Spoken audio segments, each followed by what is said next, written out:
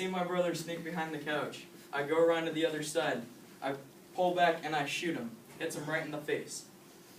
I'm here to talk to you about rubber bands and how the history is about them and what the manufacturing is for them and how they can also be fun. Stephen Perry in England, March 17th, 1845, patented the rubber band.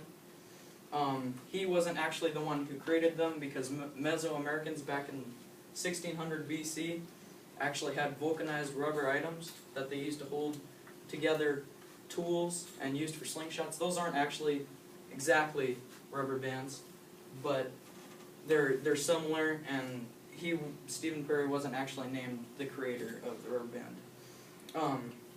Now I'm going to go into manufacturing. The bunch of rubber is heated, and it is made into a noodle shape, like at least 10 feet long. And the size of the noodle determines how big the rubber bands are. So if you've ever seen those like really big rubber bands, that's how big around the noodle is. But they also have the really small ones, so it's like that big. But they cure it with heat, and they just go ahead and cut down the tube, which makes them as thick as they want to make them.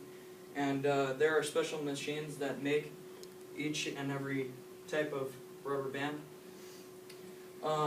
So when they need to make big rubber bands, there's different types of machines that have to make them. You can't use the same machine that cuts 1 inch in diameter rubber bands to make 3 inch in diameter rubber bands.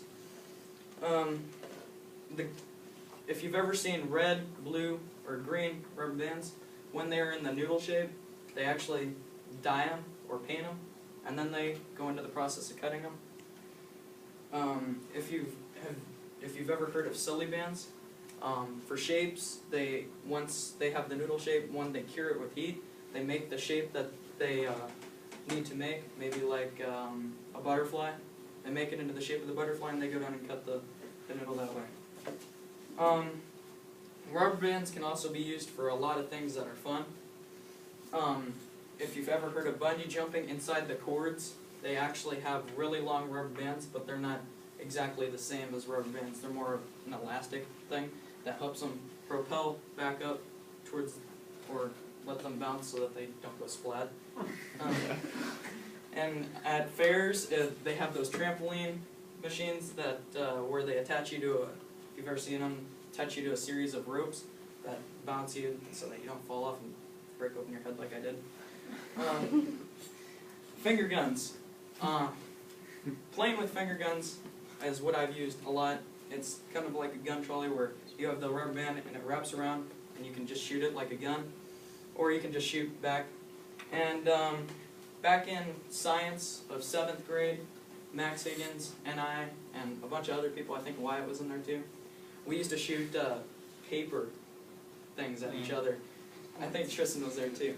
But those hurt a lot, and we ended up getting, Max ended up getting caught, and he framed me for it, which is not fair still. So that's all about rubber bands, how they can be fun. The rubber band is the elastic thing that is used by many Americans for every purpose possible. And if you ever need help, like if you want to have fun or anything, I'd go straight to a rubber band for help. And the slides. Can I go right onto the slides like that? Okay. This is an example of the gun, except it's not with the fingers. You can buy these at Walmart or something, or you can make them. That's the gun trolley I was talking about, where you wrap it around your hand and you shoot it. Those are the paper wads, and yes, they do hurt. Those are the silly bands that they make in factories that they shape the noodles out of, and they just go ahead and cut with machines down the length of them. This is a propeller that someone made in their house that uses rubber bands, and that's the type of tools that they can be used for. This is also a tripod for a camera, I guess, that some dude made that actually held up a camera so that he can videotape. And I'm guessing it's not that big since it's made out of pencils. But this is the largest rubber band ball in the world that someone made. and I'm sure it probably took a lot of time to make.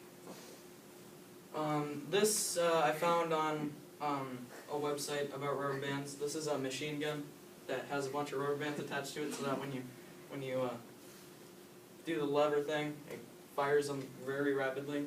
I don't know if it's fake or it's real or somebody made it or it's made in factories or sold. And this is the rubber band ball. You can buy those in